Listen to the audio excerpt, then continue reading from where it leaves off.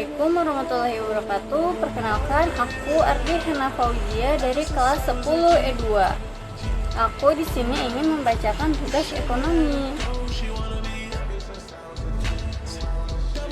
Asuransi adalah perjanjian antara dua pihak atau lebih, di mana pihak penanggung meningkatkan diri kepada tertanggung untuk memberikan pergantian karena kerugian, kerusakan, atau kehilangan keuntungan yang diharapkan. Dengan kata lain, asuransi adalah sarana untuk memindahkan resiko finansial dari satu pihak ke pihak lain, yaitu perusahaan asuransi. Alasan mengapa barang expired tidak bisa diasuransikan. 1. Nilai dan kualitas menurun. Setelah tanggal kadaluarsa, produk mungkin tidak lagi aman, efektif, atau berkualitas seperti sebelumnya. Hal ini menyebabkan penurunan nilai barang dan kemungkinan klaim asuransi tidak dapat didukung. 2. Riset resiko asuransi. Perusahaan asuransi menilai resiko sebelum memberikan pertanggungan. Mereka akan mempertimbangkan kemungkinan kerugian yang dapat ditanggung dan resiko yang terkait dengan barang yang kadaluarsa.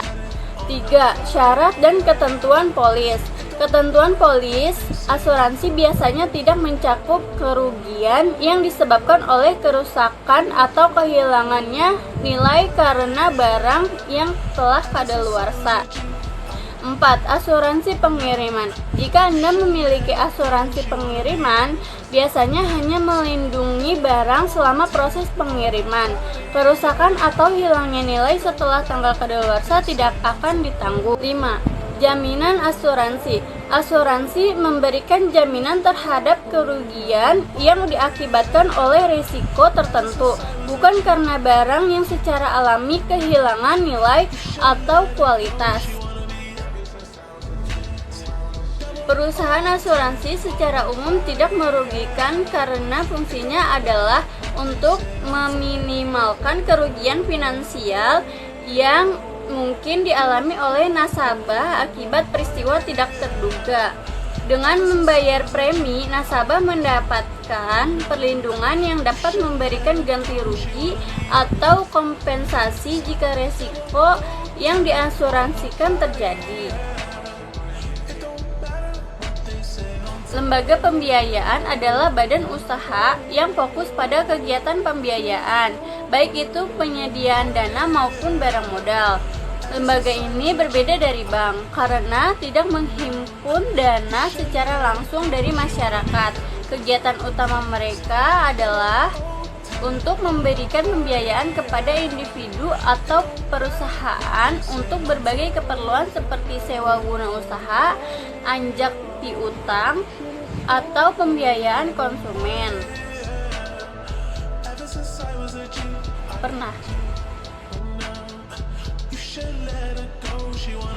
Pegadaian adalah lembaga keuangan yang memberikan pinjaman dengan sistem gadai. Pegadaian adalah salah satu lembaga keuangan non-bank milik BUMN yang sudah dikenal oleh masyarakat luas sebagai solusi keuangan saat mendesak. Barang bergerak adalah kategori umum properti yang terkait dengan barang yang dapat dipindah-pindahkan. Secara hukum, barang bergerak mencakup semua properti yang bukan properti tidak bergerak atau real property, seperti hewan, uang, atau barang-barang yang dapat berpindah tempat.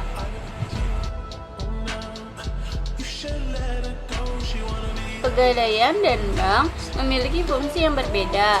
Meski keduanya sama-sama lembaga keuangan, Pegadaian fokus pada pembiayaan dengan sistem gadai, yaitu memberikan pinjaman dengan jaminan barang berharga. Bank di sisi lain menawarkan berbagai layanan keuangan seperti deposito, giro, dan kredit dengan berbagai jenis.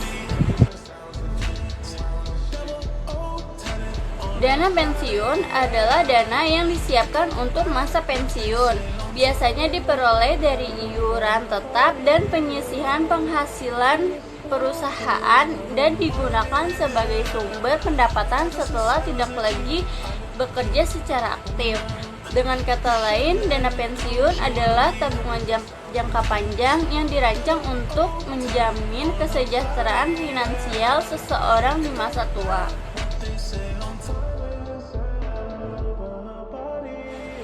Jika tidak menjadi PNS atau ASN, strategi untuk mendapatkan pensiun dapat dilakukan dengan mempersiapkan dana pensiun sendiri sejak dini.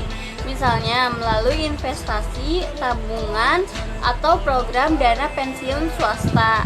Memulai perencanaan keuangan pensiun sedini mungkin, menentukan target investasi, dan diversifikasi portofolio adalah kunci keberhasilan.